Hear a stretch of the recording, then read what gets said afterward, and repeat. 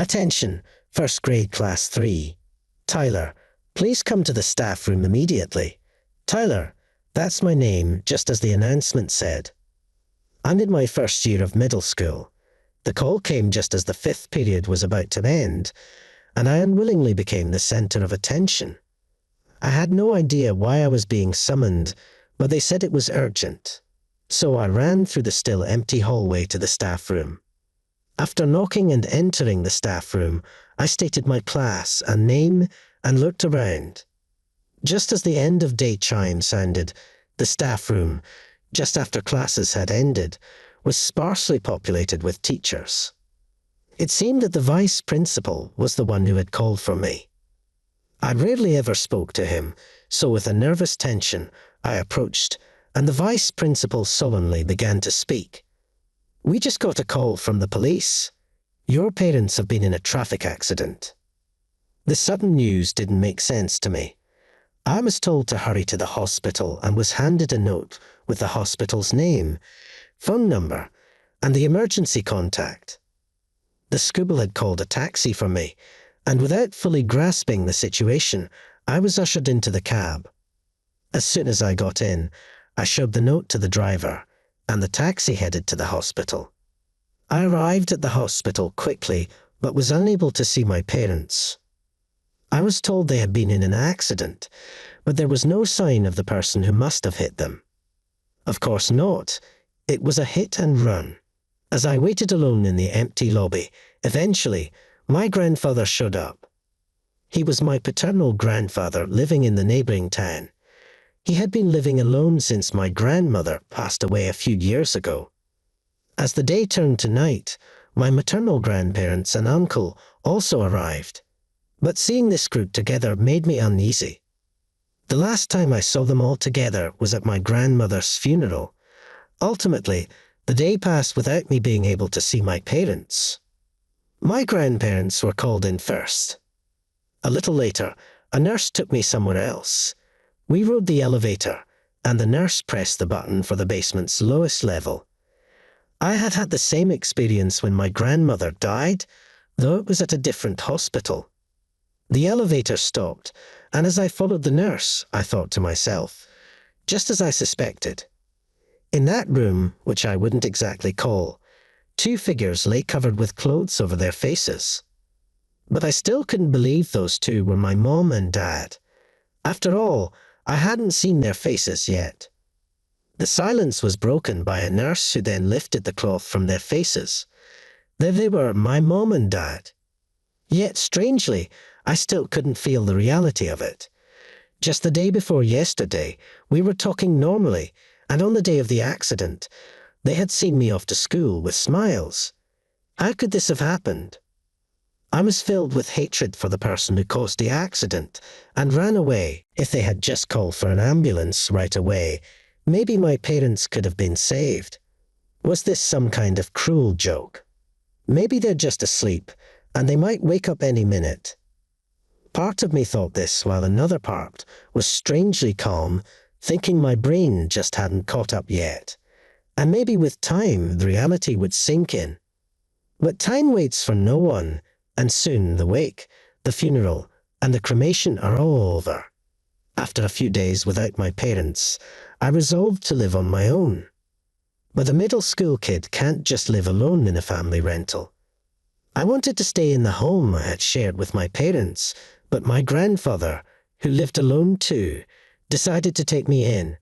I spent most of my time on the move in the subsequent paperwork, with hardly any time to say goodbye to my friends, and the days flew by in a blur. Then, life with my grandfather began, but he was living on a modest pension. Maybe if he had been a public servant, he would have had a decent pension, but he was just a retired salaried worker living on a meager pension.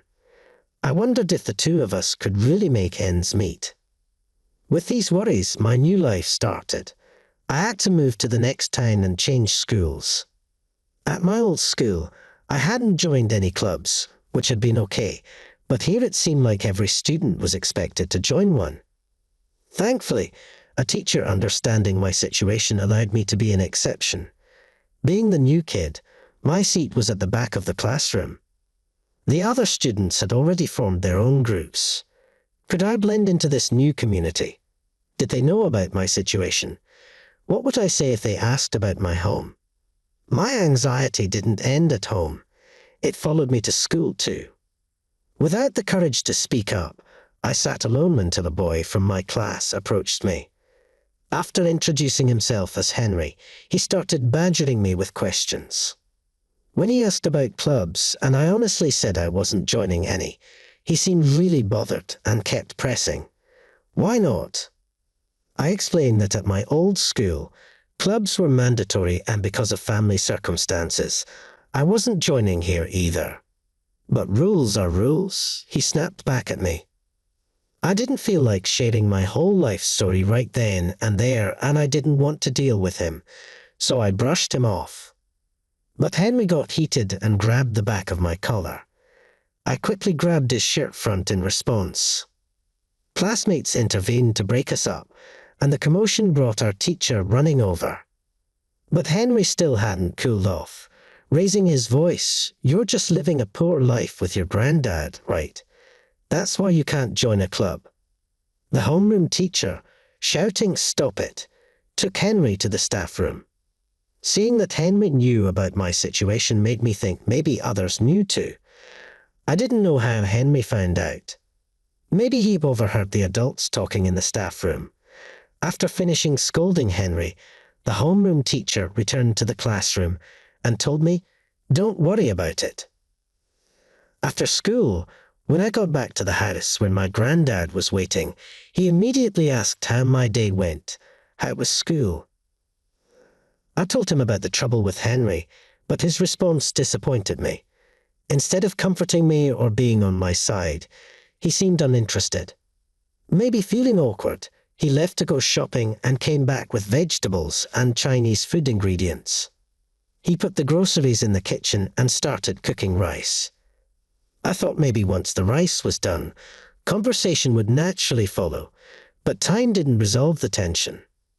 School, my parents, and the future. There were things I wanted to talk about, things I needed to say, but my granddad and I didn't exchange a single word, silently eating our dinner. Instead, days passed, and back at school, Henry kept picking on me whenever he got the chance. Conversely, at home, my grandfather and I barely spoke, except about meals. When this was starting to feel like the new normal, I came home from school to find my grandfather lying on the bed. "Tyler, you're back," he asked. It had been a while since we had exchanged words about anything other than food, but finally, we did. Apparently, he had fallen off a ladder while pruning the trees in the yard. He didn't hit his head or back, but instead twisted his leg. That reminded me of the ladder and shears left out in the yard. After discussing it, we decided I would handle the shopping and chores for a while since he couldn't. "I've written everything we need, and here, take this," he said, handing me a note and a supermarket flyer. It was printed with big yellow letters that read "Big Sale." It seems I had to shop there today. Taking the wallet he handed me, I biked to the designated supermarket. I had been there a few times before we moved.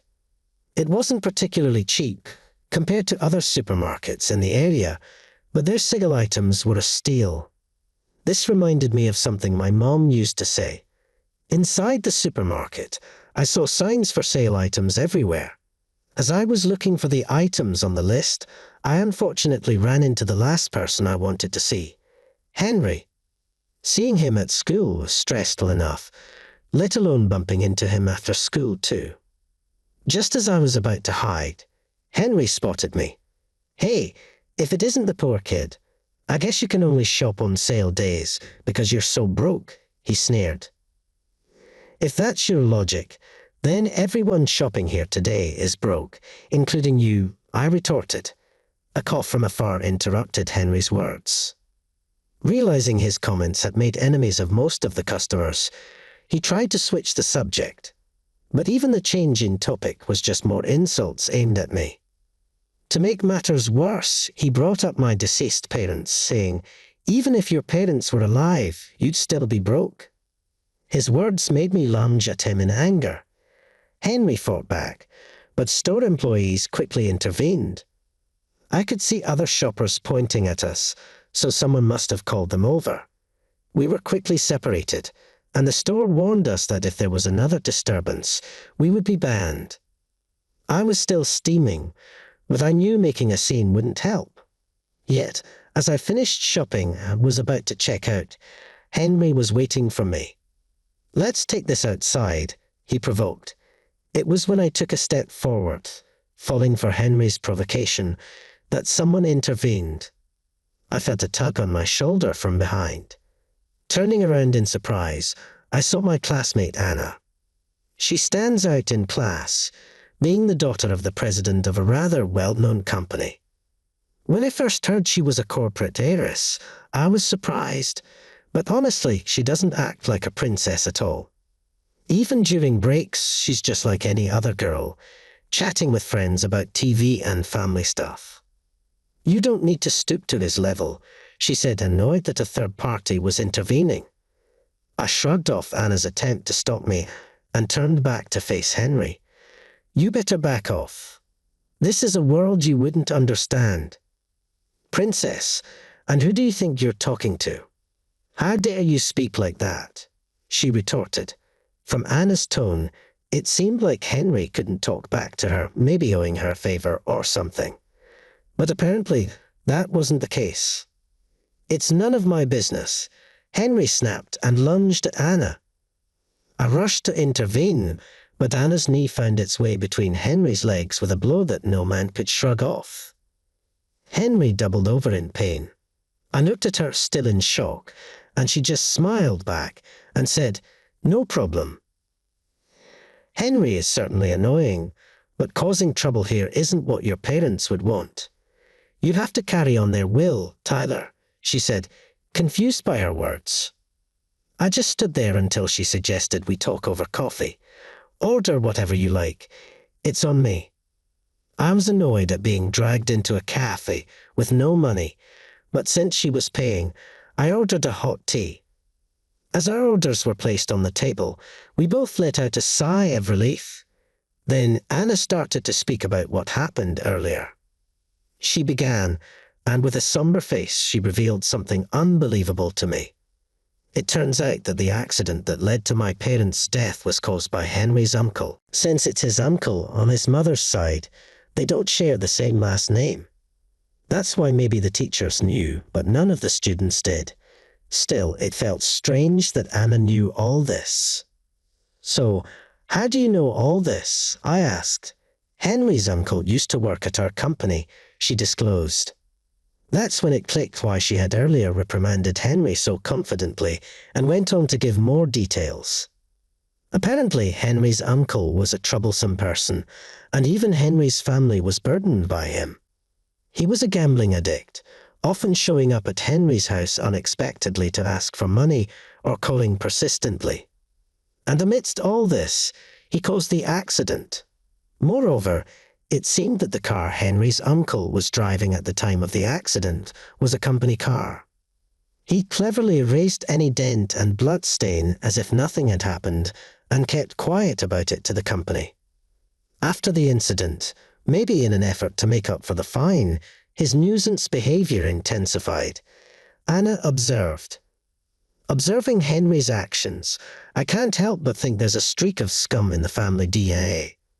Not that Henry himself is to blame, so it's hard to hold it against him," she added. "That's why, honestly, I owed you an apology too, Tyler." "I'm sorry," she said. "You don't have to apologize, Anna. Your dad and his company are victims too, right?" I replied. As we talked, I realized a lot of time had passed since I left for shopping. Even if I went back now, dinner would be very late. I was going to buy some takeout as a wasteful option when Anna offered to buy dinner for both of us. It seemed like an apology for holding me up. When I got home, my grandfather seemed worried and asked if something happened. He wanted to know everything, including the takeout I was carrying. I explained everything that had happened at the supermarket, what Anna told me, and how she even paid for our order. "So you're in the same class as Anna?" my grandfather remarked. He didn't seem surprised by the story I relayed. From Anna, the only thing that seemed to catch his attention was that Anna and I were classmates. He mentioned that Anna's grandfather was his childhood friend. The company now run by her father was originally started by her grandfather. There was one thing my grandfather didn't know, that Henry was related to the offender, but he had heard everything else from the police and had even gone to settle matters with Anna's grandfather himself. To my grandfather, it was the accident that took the lives of his son and daughter-in-law. To Anna's grandfather, it was an accident that smeared mud on the company's face and took away a friend's family.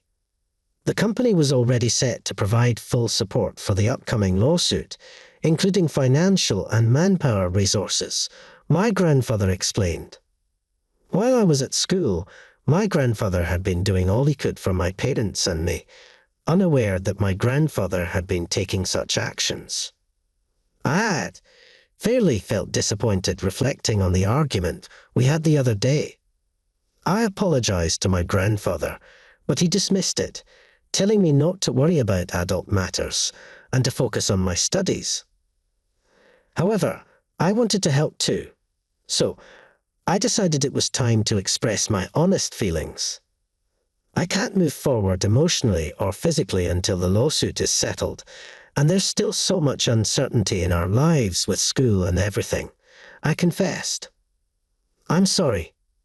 If we had even a fraction of Anna's family income, you wouldn't have to feel any financial insecurity about the future, I added. My grandfather apologized for not being able to provide a better life for me. Having money wouldn't bring Mom and Dad back to life, nor would it have saved them. Besides, living with Grandpa is pretty fun too, you know. I reassured him. At my words, my grandfather looked up briefly before looking down again. After hearing from Anna and learning about the covert actions my grandfather had taken, I felt a bit comforted. I realized that my parents had been treasured, and even though they were gone, they had not been forgotten by everyone. As I finished talking, my grandfather didn't lift his face and headed to the washroom on his injured leg. He said he was sleepy because he had waited up for me and wanted to wash his face to wake up. But hidden in the sound of running water, I occasionally heard the sound of sobbing. When I noticed this, I inadvertently started crying. True to what my grandfather had told me, trials are slow. The trial for the accident that occurred in my first year of school didn't start until the end of my third year. Thanks to Anna's cooperation, we were able to secure a sizable compensation in the civil case as well as the criminal one. In the strained conversations with my grandfather that had increased after I graduated from middle school and was in my second year of high school, I was contemplating my future path. Considering my grandfather's care, a job nearby seemed sensible. However, I thought he would be upset if I told him so I kept quiet. But my homeroom teacher must have informed my grandfather without my knowledge. Now that the trial is over, you should be able to move on. Are you moving forward now? He asked. This clearly meant he wanted me to pursue further education.